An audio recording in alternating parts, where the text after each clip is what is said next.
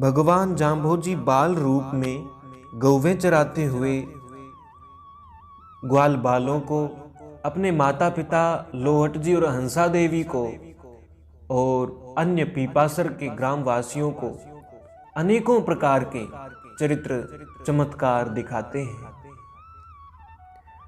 जब जाम्भोजी अन्य ग्वाल बालों के साथ मिलकर समराथल की ओर गौवें चराने के लिए जाते थे, तब पीपासर के ग्रामवासियों ने विचार किया और निर्णय लिया कि गांव की 2 दिशाओं में खेती करेंगे और 2 दिशाओं को पशुधन के लिए, गौओं के लिए खाली छोड़ देंगे, जिससे उन्हें दूर भी नहीं जाना पड़ेगा और गांव के पास ही में उन्हें सुमधुर घास चरने के लिए उपलब्ध हो जाएगा।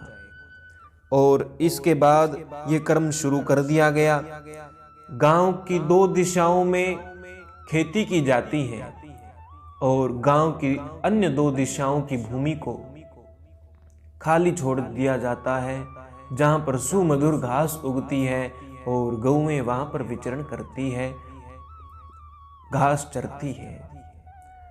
इससे खेती की भूमि में भी रखवाली करने की भी आवश्यकता नहीं पड़ती, क्योंकि गौएं अपनी 2 दिशाओं में चली जाती हैं और वहां पर ही अपना पेट भरती है। और गांव के लोग सुविधानुसार इधर खेती तो कभी उधर खेती अपनी दिशा बदलते रहते हैं, जिससे भूमि की उर्वरक क्षमता भी बनी रहती है। इसी तरह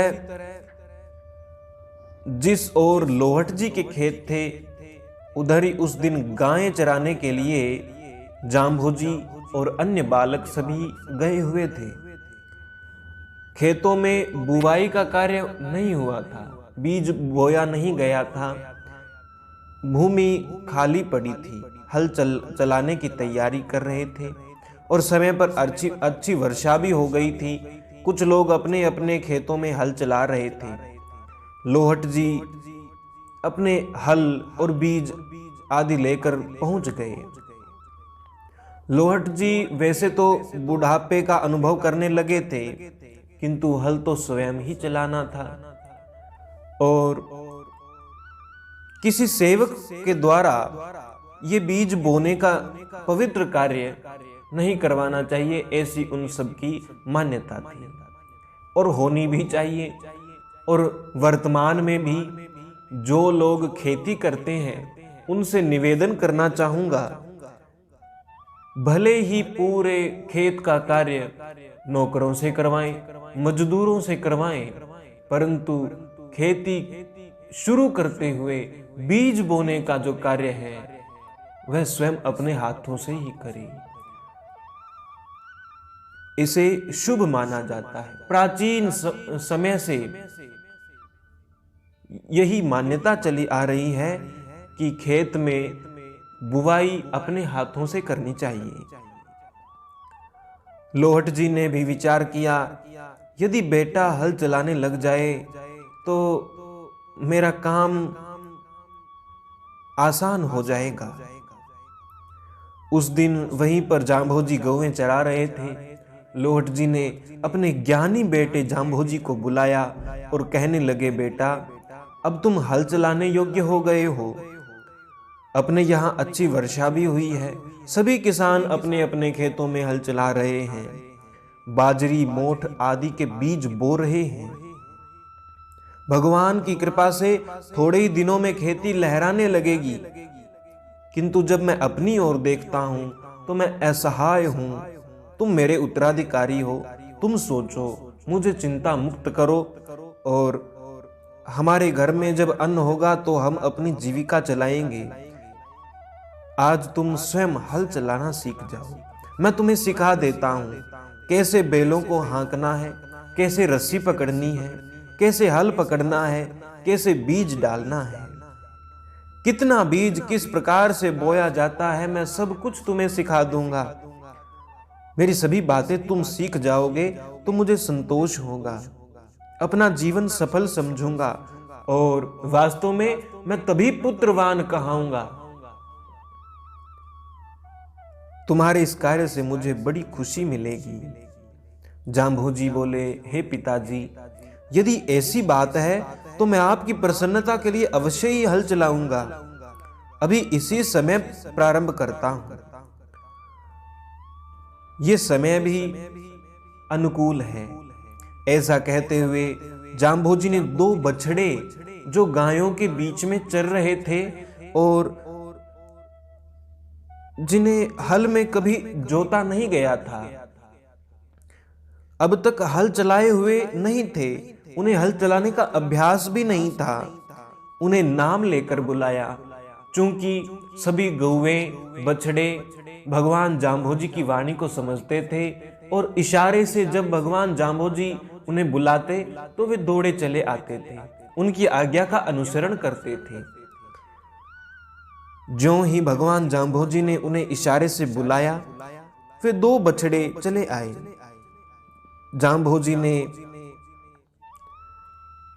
बीज हल के ऊपर बांध दिया और ऐसा उपाय कर दिया कि अपने आप स्वतः ही धीरे धीरे बीज भूमि में गिरता जाए और बछड़ों को हल से जोत दिया और बछड़े अपने आप अनुशासित बैलों की तरह चलने लगे। हल भी बिना पकड़े बिना सहारे के चल रहा है और जांभोजी लोहट जी के पास दूर बैठे देख रहे हैं। लोहट जी बड़े हैरान हो गए। हल चलाने का कार्य अपने आप हो रहा है। लोहट जी ने देखा, ये तो बड़ी आश्चर्यजनक घटना है। ऐसा ना तो कभी देखा ना कभी सुना है। देखते ही देखते पूरा खेत जोत दिया गया, बीज बराबर डाला गया, खेती भी ठीक ढंग से हो गई। ये कैसा चमत्कार है। शाम को जब लोहट जी घर पर आए तो हंसा देवी को सभी बातें बताई। जब गांव वालों ने सुना तो इसे भगवान विष्णु की लीला ही माना, अन्यथा ऐसा असंभव कार्य नहीं हो सकता।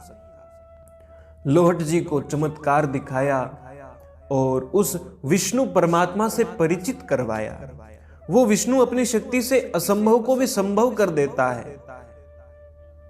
और इस वर्ष अपार अन्न हुआ, संपूर्ण भंडार अन्न से भर गए।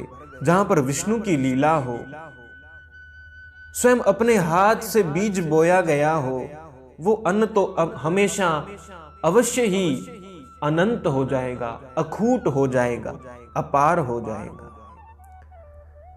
जो तन मन धन से परोपकार की भावना रखकर कार्य क्षेत्र में उतरता है, उसके लिए उसका जो किया हुआ कार्य है उसका फल भी अखूट हो जाता है, अनंत हो जाता है।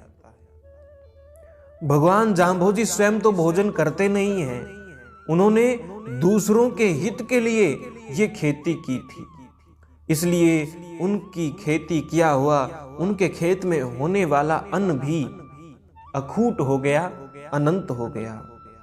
और जहां किसी भी कार्य में स्वार्थ आ जाता है, वह अधिक फलदायी होते हुए भी अल्प हो जाता है, कभी बरकत नहीं करता। परोपकार की भावना से किया हुआ कार्य ही अनंत गुणा होता है, उसका फल भी अनंत गुणा होता है। भगवान जांभोजी इस लीला से